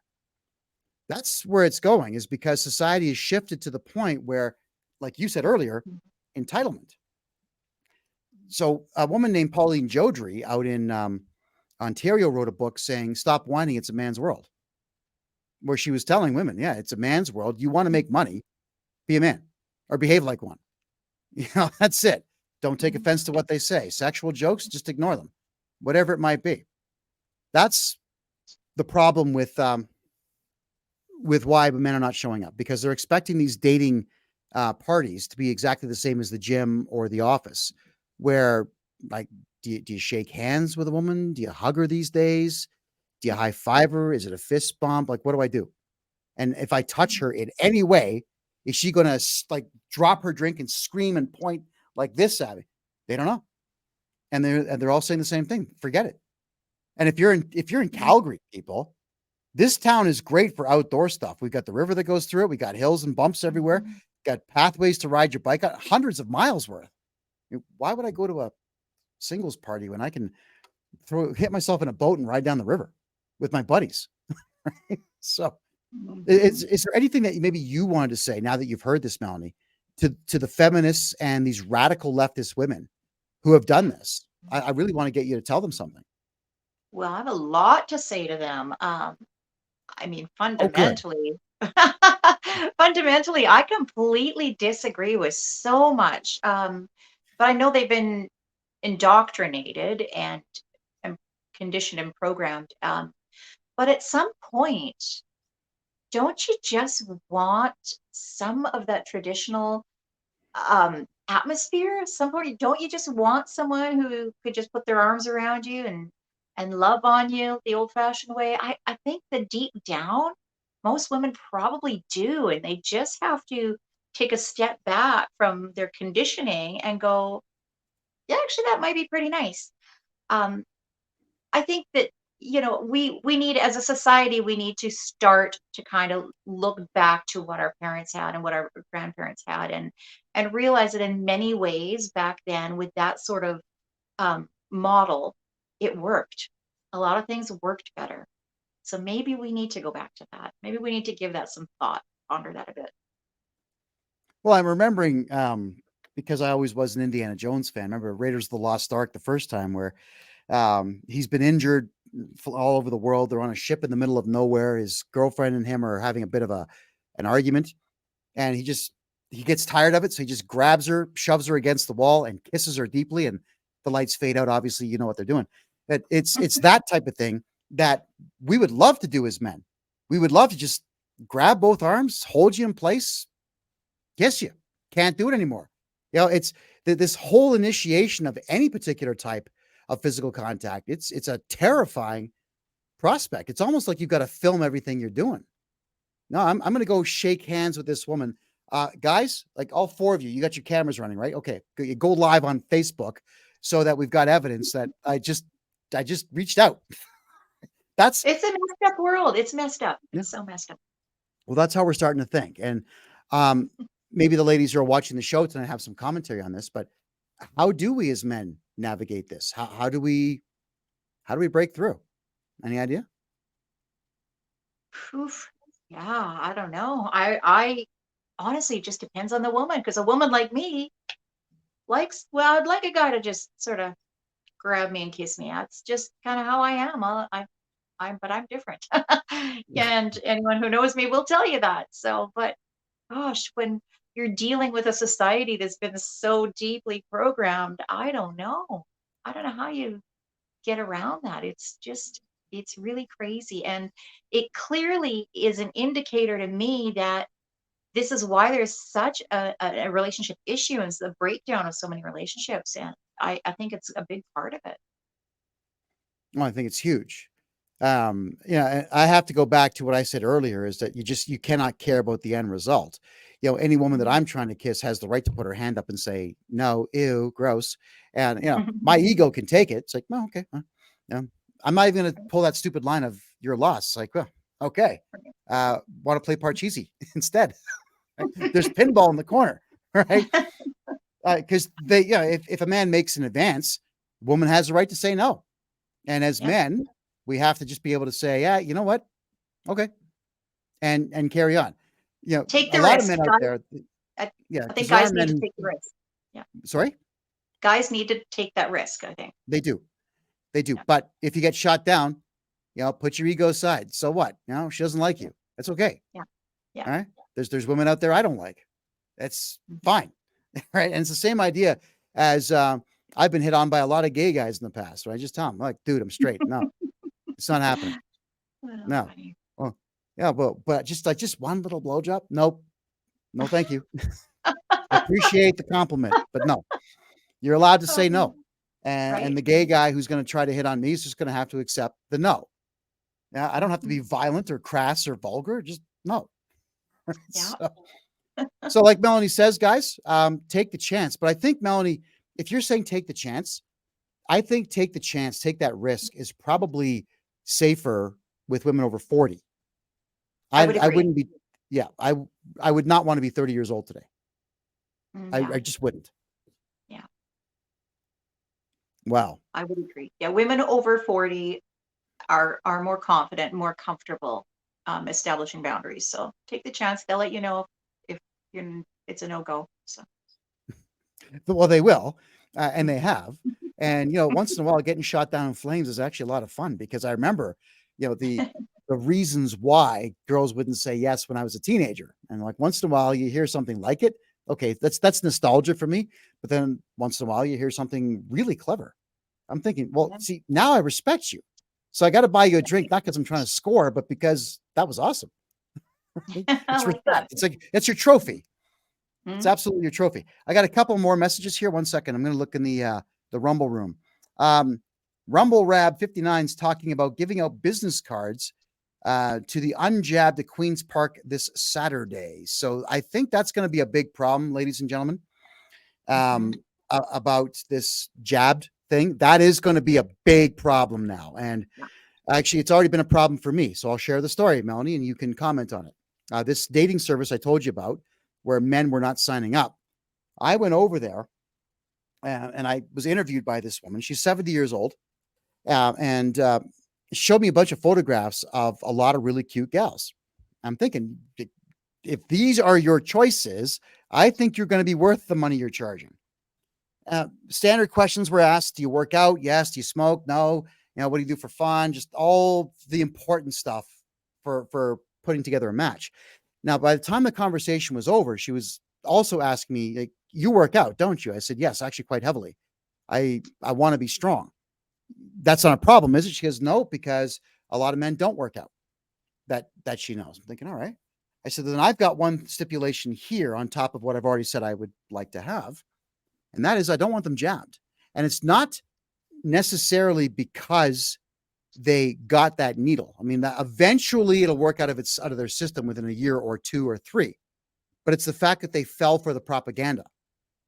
That's not somebody that would have my back. I'm looking at it from that standpoint. I would say, no, don't get these experimental non-vaccines. If they do because CBC says so, that's somebody that would turn me into the police in a second for the stupidest thing, like an overdue library book. Can't trust a person who falls for the propaganda. So the woman says, leave it with me for 2 days. She calls me after 2 days and says, I've got 36 women who match your criteria. And they're all fit and thin and attractive. I said, great. Problem is they're all jabbed. I said, well, how many women do you have that are not jabbed? She says, 6. 6 were not jabbed. She goes, but they're all fat. I said, okay, well, thank you very much for everything. And we got to move on. And again, it's only because I know my preferences. I know exactly what it is that I want physically. And I'm not prepared to compromise. Why would I? So I thanked her for her time, and that was the end of that. So I'm just saying that this jab thing took 36 potential candidates, 36 potential mates right off the market for me. Yeah. Right off the market, just like that. So, yeah, so everyone is talking about the jab thing in the Rumble room. You are all correct. It's really going to be a problem. And you're going to have to find a way to navigate this, and handing out business cards or maybe websites. There are some dating sites that are like for unjabbed people. You're going to have to go there. I got a funny story for you if you want to hear Go it. for it. Yeah. I always want, I like funny. Go ahead.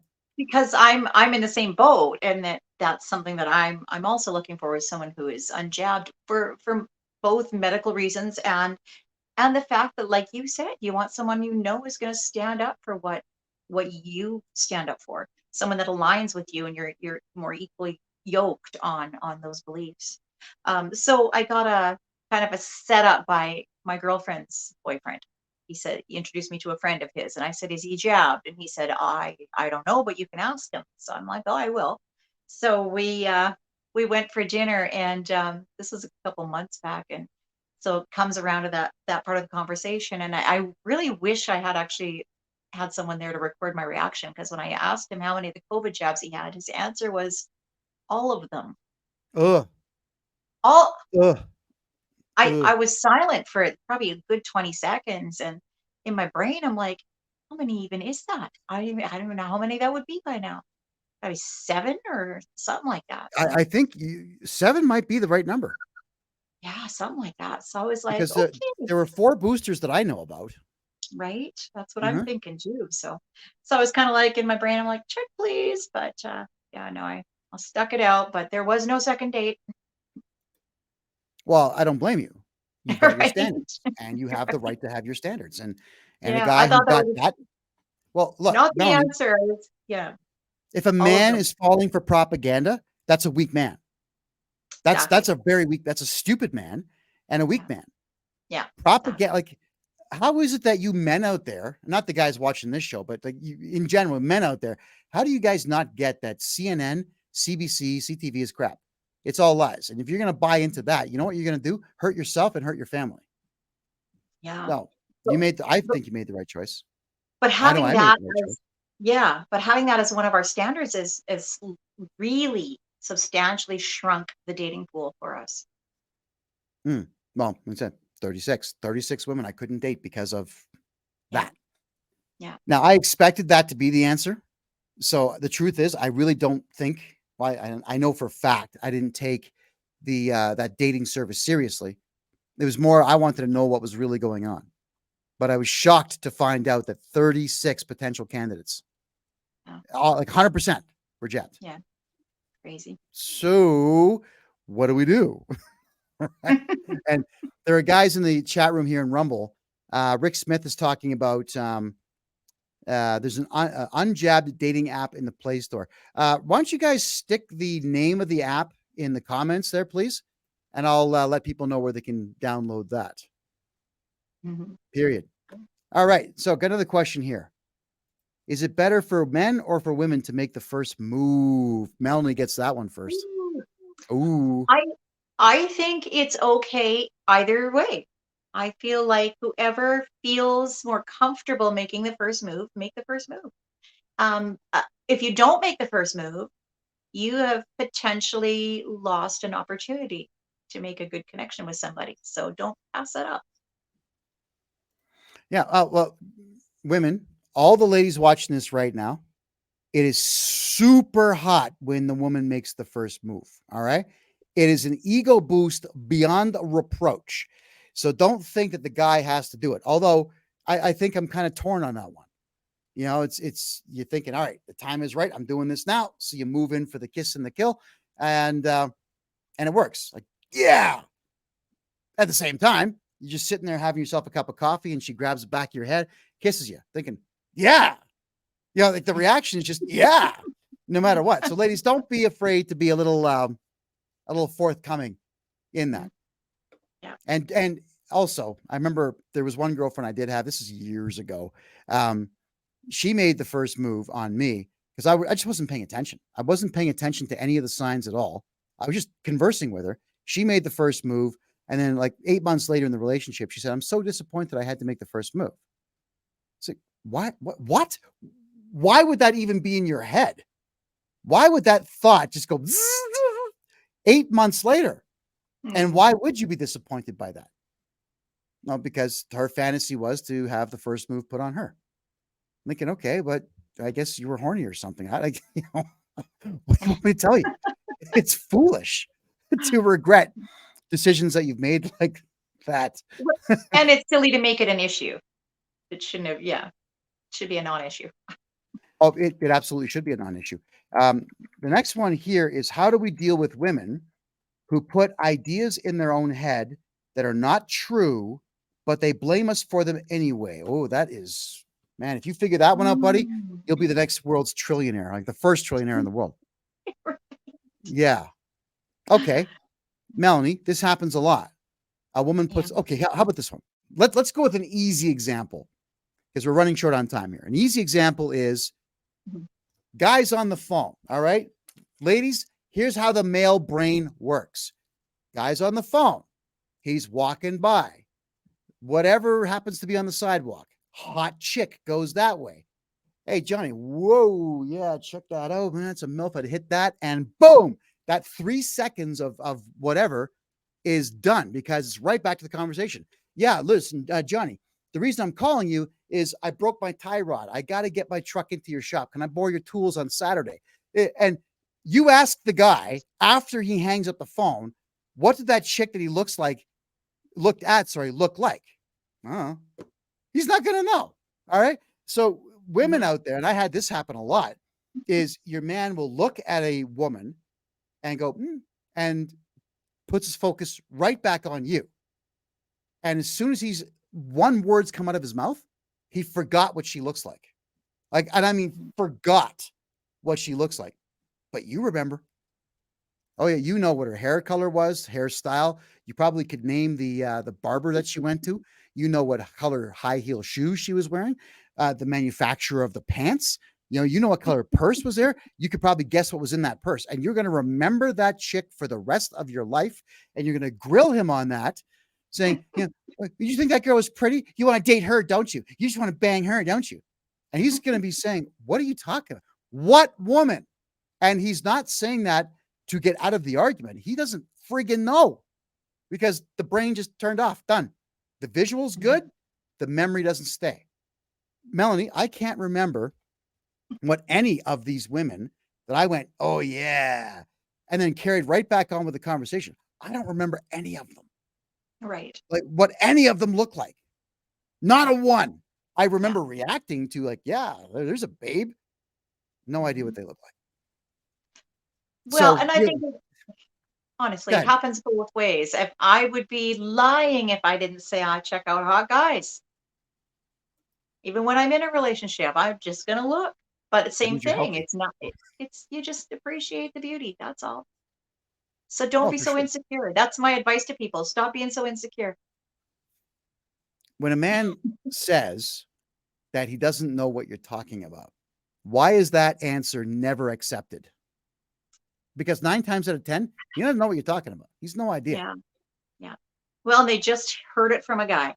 That should be, that should affirm that they really don't know. That there's no memory bank for all of those hot spots that they've checked out. It just in the passing Yeah, no. I think, happens. Melanie, the only one that I really remember, I wouldn't be able to pick her out in a crowd, but I wrote about it in my book, Tales of Crazy, where there's this chick. She was like, what, 6'1", 6 feet tall or so, challenged me to an air hockey game for a drink. And I'm familiar with this game where the hot chick, she knows she's hot, will challenge men to a game of pool or a game of air hockey or table tennis or something.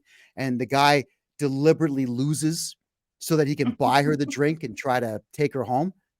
I thought, do I want to play air hockey with you for a drink? I don't even drink.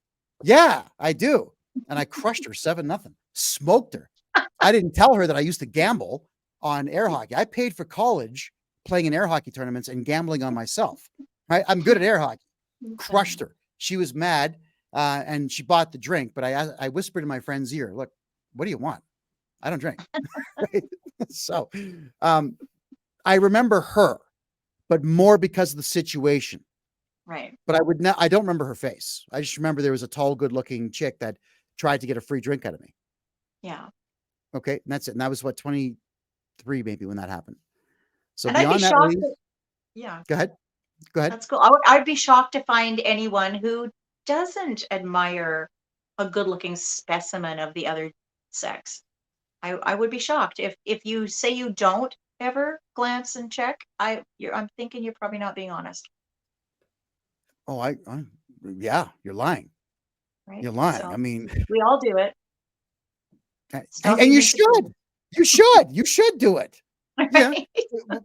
When you go to the Louvre, you should be looking at the art and going, yeah, it's beautiful. You should go see the Mona Lisa and say, yeah, it's beautiful. You should be looking at anything that's beautiful. Hot car drives by. Like I notice muscle cars now more than I notice women, but I still notice Right. women. I'm absolutely going to look. Damn right. Right, for sure. Lynn's asking a question or a statement here. How would the man do if the woman did that? What, checking out guys?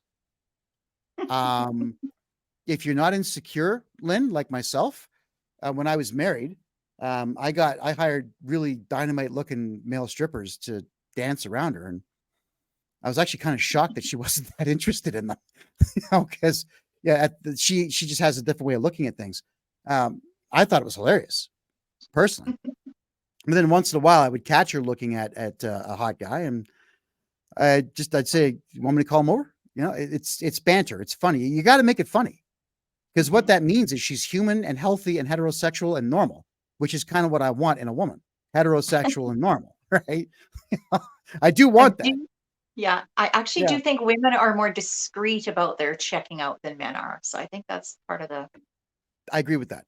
yeah. No, men are idiots that way. They just you can't help yourself. Ooh, They're pretty obvious. whoa. Okay. Yeah, the eyes will just bulge. I'm just going to check the email in the chat rooms here. 1 second. All right. And I'm going to shoot over to the Rumble room and have a quick look.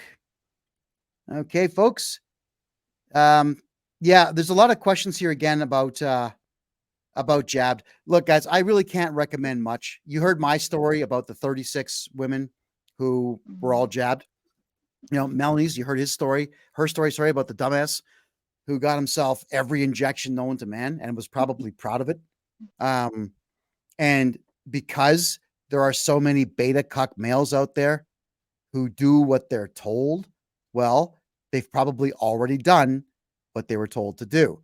It is going to be tough, guys. And I'm not going to lie to you. It's going to be a very, very difficult thing.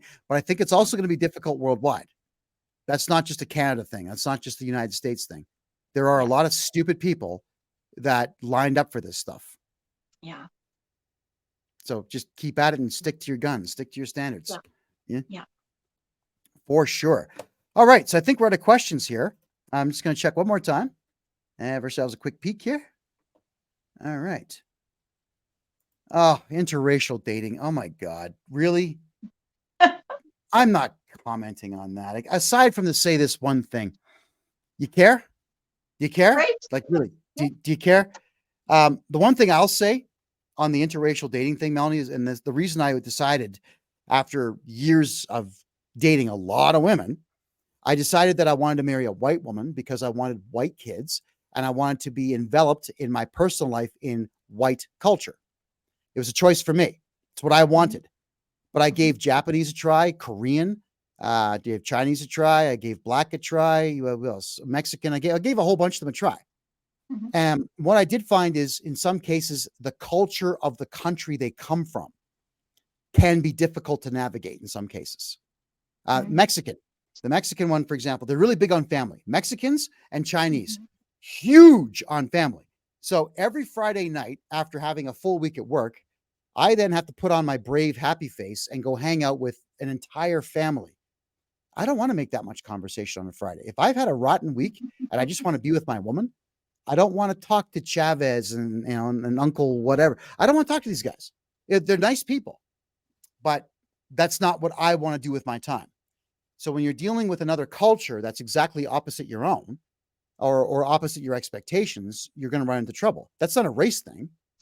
That is Mexican culture, and Chinese families are actually quite worse because they are strict about it to the point where if the kids who are under 30 don't show up for dinner on time at the house, dad does break out a piece of bamboo or a wooden spoon or something and slams his fist down, making all kinds of noise, screaming at them. I know this. I've got a lot of Chinese friends. I've seen this, right? So it's up to you to decide what culture you want to spend your time around. Melanie, your thoughts?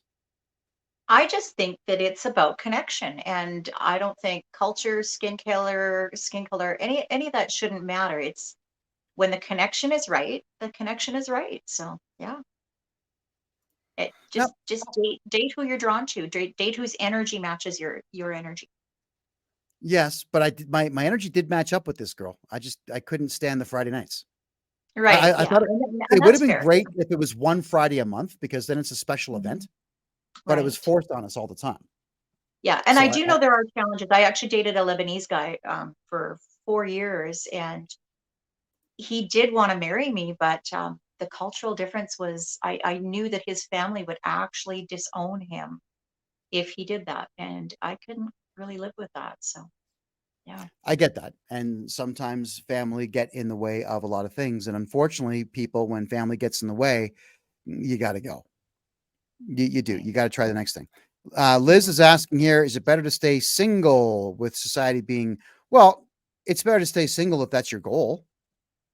I mean, if In you're some, really, yeah, go ahead. well, I think in some ways, yes, it's easier to stay single because we're kind of stuck in our ways and in few aspects, right? So sometimes it might be. I've entertained that thought as well. Well, I have been divorced myself now for 3 years. I've been single for 3 years, and I don't have any particular regret or resentment about it because my divorce was the politest divorce in the history of man, and I truly, truly, truly do wish the best for her. What I've achieved a lot in the last 3 years on a personal level because I've got the Mhm. time to do so.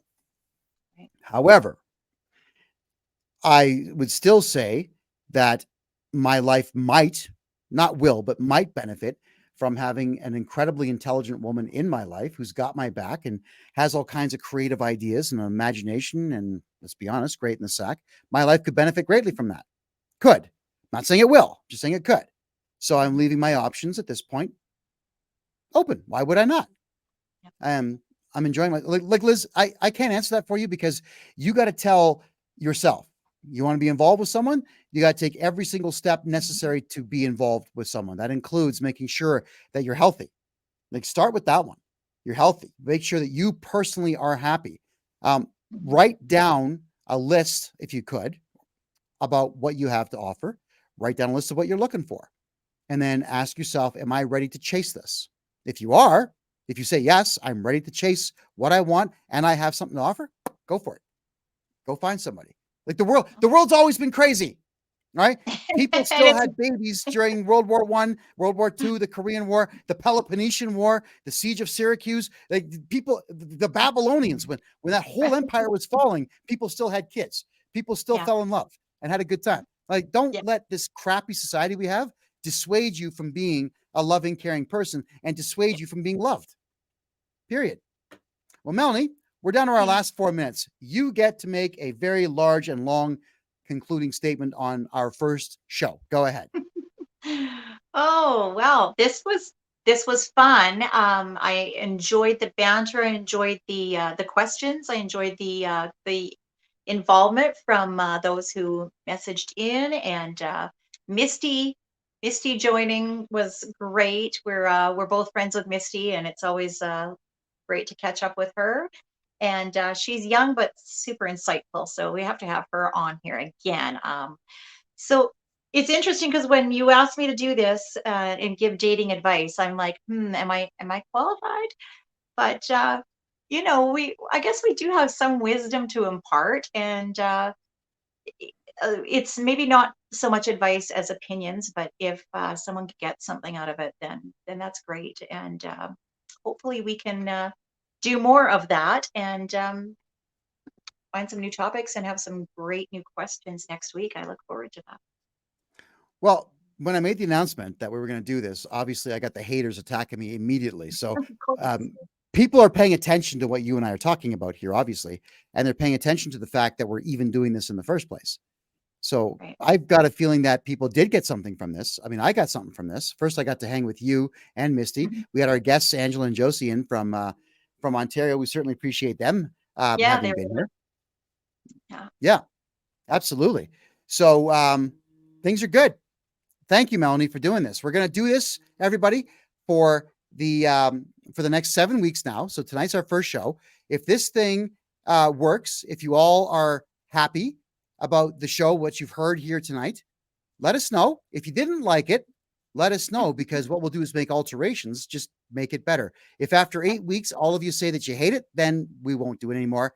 If you like it, then we'll keep right on going. Lynn, thank you for that compliment there.